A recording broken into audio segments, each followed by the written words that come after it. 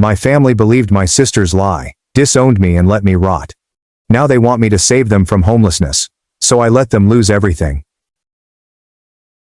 Before I get into the meat of this episode, you should understand where I'm coming from. I, a 28-year-old male, grew up in what I thought was a stable family, upper-middle-class area in Chicago's suburbs. My parents appeared to have it together, at least on the surface. Dad worked as a financial advisor at a respected firm downtown, earning a solid living for our family. Mom worked part-time as a realtor, but she was more concerned with maintaining the family image, which entailed participating in every community group available and ensuring that our family looked great on Christmas cards. I was their biological son, the golden lad who did everything correctly. Straight A's without much work, naturally athletic and courteous to adults. I wasn't ideal by any means, and as a teenager, I got into a lot of problems, such as sneaking beers with friends and throwing the occasional loud party. But nothing significant. Nothing that would jeopardize the family reputation my mother fought so hard to uphold. When I was 10, they adopted Lily, a 3F at the time, because Mom had always wanted a daughter. I recall the day they brought her home, a tiny little thing with large brown eyes who had everyone wrapped around her finger in minutes. And I'll admit it, I was a bit of a jerk to her at first. Suddenly, I was no longer the center of attention. Everything revolved around Lily's first day in preschool, her dance recital, and her adorable new costume. Looking back, it was typical sibling envy, but at the moment, I felt supplanted. As we grew up, I thought we had a good sibling relationship. Nothing extraordinary, just average. We fought occasionally, but I was always looking out for her. When she was in second grade, a child began yanking her hair and pushed her on the playground. I was in ninth grade at the time, and I remember walking her to elementary school one day and having a pretty clear chat with the little punk. Nobody messed with her after that. I even taught her basic self-defense techniques, such as how to throw a proper punch if absolutely necessary. I was her older brother, you know. By my senior year of college, I was crushing it. Captain of our Division II baseball club, with promising possibilities for minor league baseball. Had a 3.85 GPA in business administration and a minor in finance. I had a strong set of pals, the type of guys who would help you move or pick you up at 3 a.m. Suppose your car broke down. I spent a lot of time in the gym, and I had been lifting seriously since high school. By college, I was in the best form of my life, bench pressing 315 for repetitions, squatting 405, and deadlifting 495. Everyone strives for that V-taper, which features broad shoulders, a small waist, and noticeable abs all year. I'm not trying to sound pompous here, simply painting a picture of where I was in life. I dated a couple girls seriously throughout the years, but nothing lasted. To be honest, I was mostly thinking about my future. Dad had connections at many Chicago area investment businesses, and following graduation, I was scheduled to begin a management training program at one of the largest. My plan was simple. Graduate high school, maybe play baseball for a few more years if I had the opportunity, and then pursue a career in finance. Eventually, meet the proper girl, marry, have children, and live the American dream. That was the plan anyway. By then, Lily was 15 years old and a sophomore in high school. She developed into this artistic theater kid who was usually in a school play and overly overreacted to everything. But that's what teens are like. She has her own friends and life. When I came home from college on breaks, we'd get together for supper and catch up on usual sister stuff. Or so I thought. Looking back, there were signals I overlooked, such as her jealousy when Mom and Dad bragged about my baseball accomplishments, her tiny remarks about how easy I had it, and her tendency to make up intricate stories about things that happened at school that couldn't possibly be genuine. But hindsight is 20/20, right? It was a Tuesday in October during my senior year. I just concluded a terrible session in which coach worked us into the ground after we lost a weekend series to our main rivals. My legs felt like jelly, and my shoulder was sore from too many bullpen sessions, but in a nice way. Like you pushed your body to its limits, and it replied. I took a shower, dressed into pants and a hoodie, and checked my phone on the way out to my truck, which was the F-150 my parents had helped me buy for my 20th birthday. Holy 37 missed calls, 54 texts. Messages from family members and friends included phrases like, "You sick, how could you," and "You're dead." My heart began beating quickly. My first assumption was that somebody had died, either grandma or grandpa. I dialed Dad immediately. "What the hell is going on?" I inquired. When he responded, his voice was icy frigid, which I had never heard before. "Get your ass home now. Don't you dare go anywhere else." Then he hung up. I stopped in the parking lot, staring at my phone, trying to figure out what was going on. I called Mom and she answered. I called my best friend from high school, who still lived near my parents, and he didn't answer either. It was as if everyone had just decided I was radioactive. I drove the 20 minutes home in a haze, my stomach in knots the entire time. NPR was on the radio, but I couldn't hear a word they were saying. When I pulled into the driveway, I saw my Uncle Mike's vehicle and several other cars. Uncle Mike, my father's younger brother and a construction contractor with a temper, had never warmed up to me. Before I could get out, Uncle Mike raced at me from the front porch, wrenched open my truck door, grabbed my shirt and pushed me against the side of the truck. "I'm going to kill you," he yelled, inches from my face. His spit touched my face, and I could smell alcohol on his breath. His eyes were wild, unlike anything I had ever seen before. I could have easily broken free. Mike was 50 and out of shape, and I was a 22-year-old athlete in my prime, but I was too stunned to respond.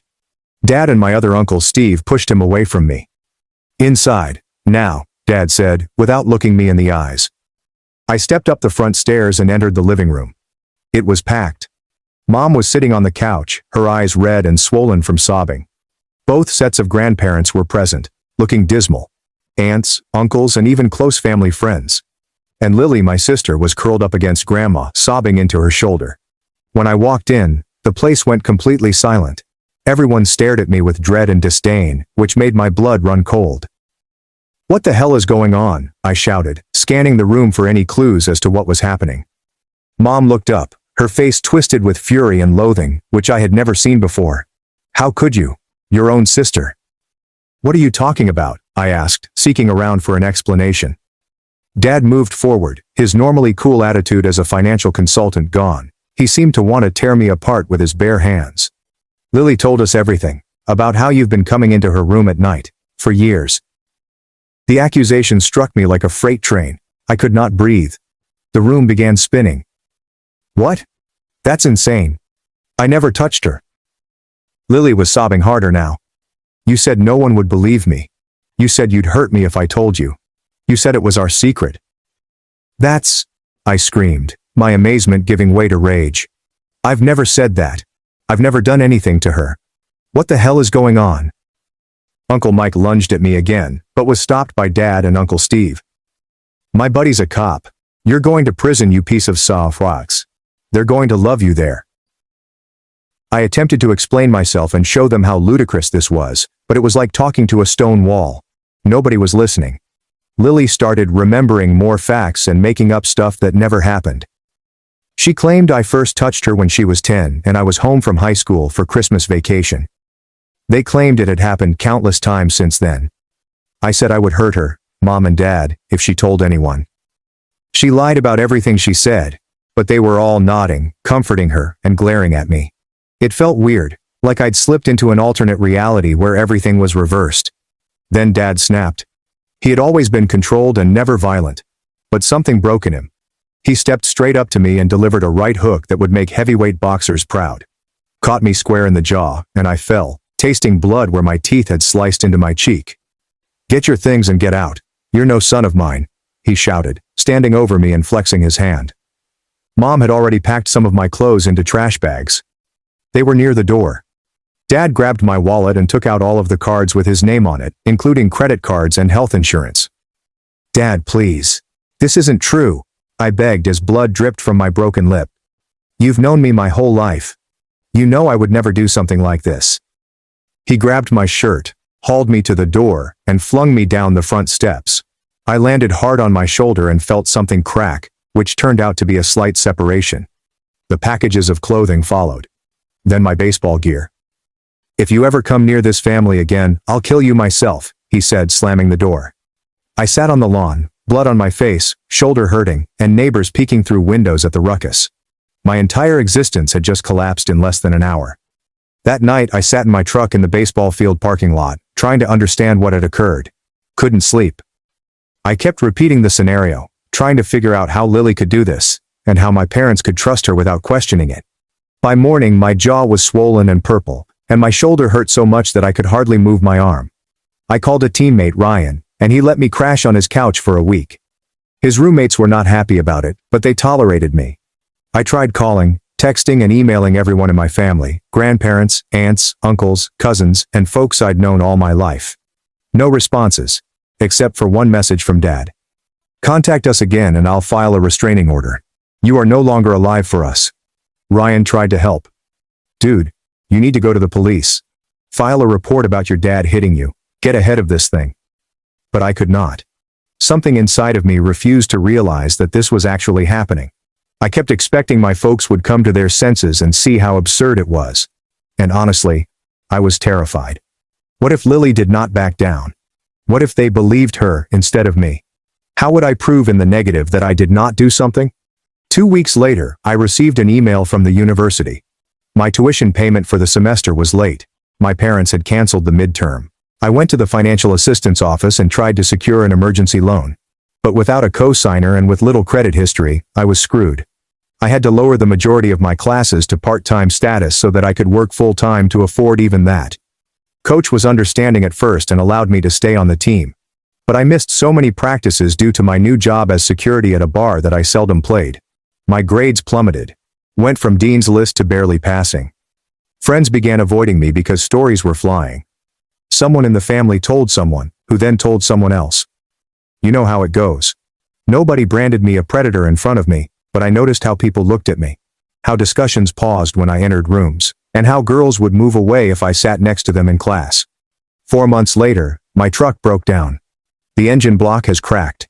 There are thousands to repair. Could not afford it. I lost my delivery work, which I had picked up on top of the bar security gig. I was evicted from the rundown apartment I shared with 2 other guys because I couldn't afford to pay the rent. I started sleeping in the baseball team's equipment shed after Coach gave me the code. Taking a shower in the locker room. I'm eating 1 meal per day at the cafeteria with the last of my meal plan. Coach spotted me there one night in February. It was below zero outdoors, and I was dressed in 3 hoodies and a sleeping bag, using my duffel bag as a cushion. Instead of getting angry, he sat down next to me on the floor. Son, what the hell happened to you? He inquired, his tone genuine and concerned. I told him everything, the accusation, my parents' reaction, being cut off, I'm losing my truck, the apartment. He was the first person to actually hear the entire story. When I finished, he did not accuse me of lying. He did not say he believed me either. Just nodded and sat in silence for a minute. You can stay here until the end of the semester. After that, I'll help you figure something out. The following day, he brought me a space heater and a good air mattress. He started inviting me to dinner at his house once a week. His wife would always pack leftovers for me to take home. It was not much, but it was something. Someone cares. I finished the year with a 2.1 GPA and just avoided academic probation. But I was finished with baseball. The fire was out. Coach set me up with a summer job at a wilderness program for troubled kids in Colorado. It's ironic, right? However, it paid cash, gave shelter in a staff cabin, and kept me nourished. That fall, I did not return to school. Stayed in the wilderness program and became a full-time guide. Spent days hiking mountains and teaching survival skills to wealthy children whose parents had no idea what else to do with them. I rebuilt myself physically. Carrying 50-pound loads up mountains, chopping wood and erecting shelters were all physically taxing tasks. Gained 15 pounds of pure muscle in 6 months. At night, I'd get blackout drunk with the other guides. On days off, I experimented with anything I could get my hands on, including cannabis, LSD, mushrooms, and coke. Wasn't cautious. Didn't care. I was attempting to numb myself to the knowledge that my former life had vanished forever. After a guide died in a climbing mishap that I could have avoided if I hadn't been nursing a hangover, the program director approached me. Jake, you're one of our best guides. When you're on, the kids respect you. You know you're Salman in the field. But you're a liability when you're like this. I can't have you responsible for kids' lives when you're self-destructing. I got fired the next day. I spent the next year living in my new beater car, a 1998 Honda Civic that I purchased for $1,200 cash. I worked whatever jobs I could find, including bar bouncer, event security, day labor, and construction. Any position where I could exploit my size and no one asked too many questions about my past. I avoided women entirely. I avoided families. I would literally walk out of a restaurant if a child sat too close to my table. The worry of being implicated again was crippling. I had nightmares about being in prison and other inmates finding out what I was there for. I'd wake up in a cold sweat with my heart thumping so hard that I believed I was having a heart attack. One night, I worked security at a college pub in Fort Collins. I recognized a man from my old university who had played football while I was there. He recognized me too. He began informing his friends about who I was and what I was accused of doing. By the end, they were all looking at me and making comments loud enough for me to hear. Predator. Sick. Someone should teach him a lesson. I tried to ignore it. I did my job. At 2 a.m., I escorted the remaining guests out and was walking to my car when I jumped into the parking lot. 3 guys from earlier, they had been waiting. They called me a pedophile and a predator. They said they'd make sure I couldn't hurt anyone else. I fought back. Landed some solid punches. Definitely broke one of the guys' noses. But it was 3-on-1, and they had the element of surprise. I ended up with 3 broken ribs, a cracked eye socket, a dislocated shoulder, and a concussion. The guy with the fractured nose must have freaked out since they rushed away when a car pulled into the parking lot. The driver contacted an ambulance. I spent 2 nights in the hospital and was released with nowhere to go, no health insurance, and a $17,000 medical bill that I couldn't pay. The medications they offered me scarcely relieved the ache. I couldn't work because of my injuries. I slept in my car in Walmart parking lots, taking sponge baths in gas station facilities when I could lift my arms. I decided I was finished. Just finished. It was raining during the middle of the night. I traveled to an old bridge outside of town that was high enough for leaping. Parked my Civic, strolled to the center, and climbed over the railing. My ribs screamed in pain with each movement. I'm not sure how long I stood there for. Rain soaked me as I stared down at the black lake. I had my phone in my hand. No texts or phone calls for 3 years. My family maintains complete quiet. Nobody was coming to save me. Nobody cared if I lived or died. Bit cold for a swim, don't you think? The voice scared me so badly that I nearly slipped. I gripped the railing with my good arm, anguish coursing through my fractured ribs. Turned to see an elderly man in his 70s standing there in a raincoat, holding a fishing rod. Go away, I murmured, my voice trembling. Can't do that, son, he said calmly, as if we were having a regular talk on a beautiful day. See, if I go away and you jump, that makes me responsible in a way. It's not your problem, it became my problem when I saw you. That's how life works. He moved closer, not menacing, but steady. My name's Frank. Retired Marine Corps. Seen plenty of men at their breaking point. You want to tell me what's got you standing on the wrong side of this railing? You wouldn't understand. Try me. I'm not sure why, but I told him everything about the charge, getting thrown out, and the previous 3 years. Maybe because I assumed I'd die soon anyway. Perhaps because he was a stranger who didn't immediately treat me like a monster.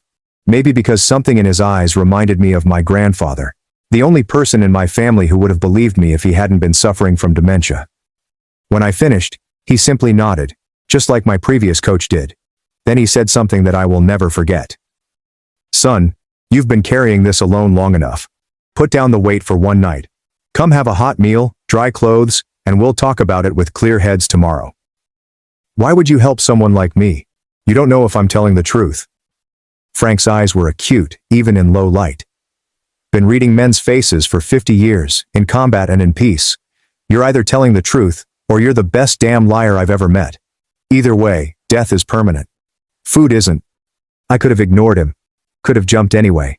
Sometimes I wonder why I didn't. But something about his conviction, his calm in the face of my storm, compelled me to climb back over that rail. Frank's home was small, yet tidy. Everything was done with military precision. Books were neatly positioned on shelves, and shoes were parallel to the entrance. He offered me dry clothes belonging to his son, who had died in Afghanistan 10 years prior. He made me take a hot shower while he cooked.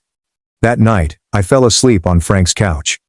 Actually, I slept for the first time in what seemed like years. The next morning, he prepared me breakfast, eggs, bacon, and coffee so strong it might rouse the dead. He then offered me a job.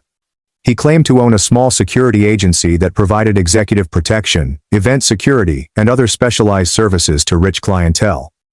We needed a young, robust guy who could follow orders and keep his lips shut.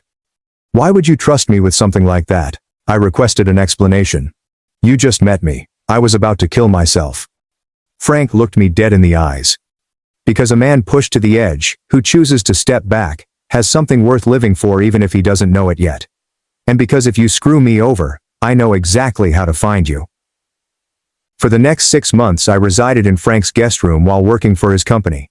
He was a hard ass at 5 a.m., workouts, tight regulations, and no alcohol on work nights. Made me go to the doctor for my injuries.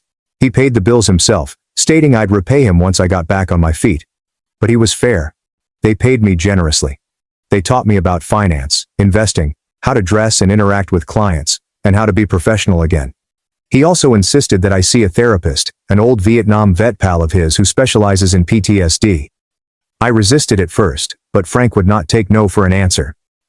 You got your bell rung, son, not just physically. Need to get your head straight if you're going to work for me. The therapy was helpful. Slowly. Taught me that what happened was not my fault, that I didn't deserve it, and that I wasn't irreparably damaged. After 6 months, I had saved enough money to buy my own house. A tiny apartment. Nothing fancy, just mine. Clean and safe. I began taking business management programs at my community college, as well as some specific security certificates. Frank began to resemble the father I had lost. He never pressured me to contact my family. Never advised that I attempt to clear my name. He simply said, "Some battles aren't worth fighting. Focus on the war building a life they can't take away from you." After a year of working for Frank, he assigned me to oversee security for his niece's art gallery opening. He said it was a favor for his sister, but I now realize he was playing matchmaking. Sophie was not what I expected. Frank had described her as smart as a whip and doesn't take scam from anyone, which was correct, but not complete. She was attractive in an unusual way, tall and athletic with bright green eyes that appeared to see right through you. Dark hair was cut in an asymmetrical way that elegantly framed her features. Not conventionally attractive in a magazine cover style, but stunning in the sense that she commands attention simply by being present. We didn't hit it off right away. She assumed I was merely a muscle-bound security guard with no intelligence. I assumed she was a stuck-up art snob. During the event, I overheard her explaining an abstract painting to a possible customer, then rolling her eyes when they left without buying. "Not everyone gets it," I responded, not intending to initiate a conversation. She looked me over and down, taking in my security suit. "And you do?" "Not really. But I'm not pretending to either." She nearly smiled. Almost. Honesty. Refreshing. Throughout the night, I noticed her observing me. Not in a, make sure the security guy isn't stealing anything manner, but with interest. I was doing my job, scanning the room, checking the doors, and keeping an eye on the more expensive items. Professional, alert, but inconspicuous. She approached me at the end of the night, just as I was finishing up and the last people were leaving. "So, Uncle Frank says you're more than just the muscle." "Your uncle talks too much," I responded. She laughed. It was a genuine nice laugh, not the phony social chuckle I had heard all evening. "Actually, he barely talks at all, which is why when he does, people listen. He says you're going to school." "Business management, yeah. Plus some specialized security certifications." "Interesting combination. Tell me about it." We spoke till 2 a.m., almost everything except my past. She was intelligent, humorous, and challenging in all the right ways. I have traveled a lot. Had strong beliefs on art, politics, and music, but also listened to my point of view. When I eventually explained that I needed to leave because I had an early training session with a new customer, she handed me her card. "I have a security issue at my condo. Locks need upgrading. Maybe you could give me a consultation." It was a clear justification, yet I accepted it. That consultation evolved into dinner, then movie nights, and then weekends together. Sophie was unlike anyone I had ever dated. Fiercely independent, dedicated to her profession, but vulnerable at quiet moments. She had been injured, but not in the same manner that I had been, because pain recognizes pain. For months I avoided discussing my family. When she asked, I made up some hazy stories. They claimed my parents had died in a vehicle accident. That I was an only child. Sophie sensed I was hiding something, but she didn't press. But Frank insisted that I come clean. "That girl is falling for you," he said one day at work as we were organizing security for an impending event. "And you're falling for her. She deserves the truth before it goes any further." He was correct. So, one evening over supper at my flat, I told her everything. The entire terrible story. I expected her to depart. To look at me differently. To suspect that Lily hadn't been lying. Instead, she held my hand across the table and said, "Thank you for trusting me. I believe you." Except for Frank. No one else had said these 3 words to me. I broke down at the dinner table, sobbing like a child. She simply hugged me and allowed me to express myself completely. 2 years after we met, I proposed. Did it right down on one knee, in the same area where we had our first actual date, ring in hand, heart racing. Frank led her down the aisle because her own father had died years before. We purchased a little home in a quiet neighborhood, started creating a real life. I finished my degree and became a partner in Frank's firm. We moved from local security to regional and ultimately national contracts, built a reputation for professionalism and confidentiality. Sophie's artistic career took off. Her work first appeared in big galleries, fetching high prices. We talked about starting a family. I was finally happy. Finally at ease. Nightmares were less frequent. I could be near youngsters without panicking. I even reunited with a couple old college pals who contacted out after hearing pieces of the true story from common acquaintances. My past life felt distant, like if it had happened to someone else. I still think about my family. I wondered if they had ever doubted Lily's account. If they ever regretted what they did. But I had accepted that chapter as closed. I had a new family now, individuals who picked and supported me. That was sufficient. Or so I thought. It was a random Tuesday in March. I was in my office studying security protocols for an upcoming client event with a billionaire tech CEO who was visiting for a conference and needed discreet security. My assistant buzzed me on the intercom. "Sir, you have a call on line 1. Woman wouldn't give her name but says it's a family emergency." My first thought was Sophie, or Frank. "Put her through." I took up the receiver. "Hello, this is Jake," is definitely not my true name. Silence. Then a sob. "Jake, it's Mom." My body became frigid. I hadn't heard her voice in 7 years. I wanted to hang up. I wanted to shout. Instead, I just said, "What do you want?" "Please don't hang up," she begged. "We need to talk to you. It's important." "We haven't spoken in 7 years. Nothing could be that important." My voice sounded icy. Lily confessed. She lied about everything. She made it all up. The world came to a stop. 7 years of suffering. I'm talking about starting over. About dreams, panic attacks, and therapy. All due to a falsehood. I knew it was a lie, but hearing her acknowledge it. "Jake, are you there?" I hung up. I walked out of the office. I told my assistant to cancel my meetings and drove to Frank's house. After I told him, he simply nodded and said, "What do you want to do?" "I don't know." "Yes, you do. You just don't know if it's the right thing." He was correct. Part of me wished to ignore them. Keep them out of my life permanently. Another segment required answers. I needed to hear the truth spoken directly to my face. Sophie felt the same way when I told her that night. "You need closure," she explained. "But whatever you decide, I'm with you. And Jake, this doesn't change anything between us. I'm still here, no matter what." For 2 weeks I ignored the calls and texts that began to come in from Mom, Dad, and even relatives who had cut me off years before. I talked it out with my therapist. Yes, I've got one. Not embarrassed to confess it. Finally I knew I had to confront them, only on my terms. I texted my mother, a public place. Coffee shop on Main Street. Sunday. 2 p.m. "It's just you, Dad, and Lily. I'll have folks with me. Only one chance." Sunday came. Frank insisted on coming as backup. Sophie was by my side, holding my hand so tightly that it almost ached. We arrived early. I took a table in the corner so that I could see all of the entrances and exits, an old security habit that never goes away. My stomach was knotted. Part of me still expected them not to appear, or that this was some sophisticated ruse. Sophie continued to check on me, her eyes filled with anxiety. "We can leave any time, okay? Just say the word." They came precisely at 2 o'clock. Mom seemed older than I remembered. Hair is grayer than brown now, and the face is creased with worry. Dad had lost so much weight that he appeared emaciated. His costly clothes were replaced with khakis and a worn-out button-down. Lily, now 22, appeared very different from the teenager I recalled. Her face was slimmer. Her eyes were downcast. She lacked her usual theatrical flair. When Mom spotted me, her eyes welled up with tears, and she ran forward, arms wide for a hug. I took a step back, placing Sophie somewhat between us. "Sit." No one spoke for what seemed like minutes. Eventually, Dad cleared his throat. "Son, I'm not your son," I interrupted him. You made that very clear 7 years ago. Now talk. Why am I here? Mom began crying. Dad seemed broken. Lily was still staring at the floor. 3 months ago, Dad said, his voice tight. Lily called a family meeting. She said that she had lied about everything. I looked at Lily. Look at me. Slowly, she raised her eyes, which were crimson from crying. Why?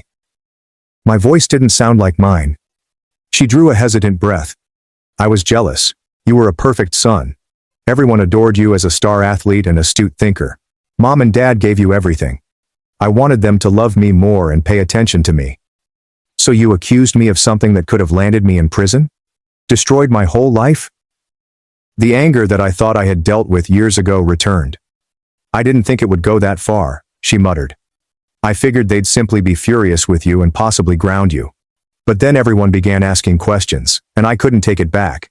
And then it just kept going.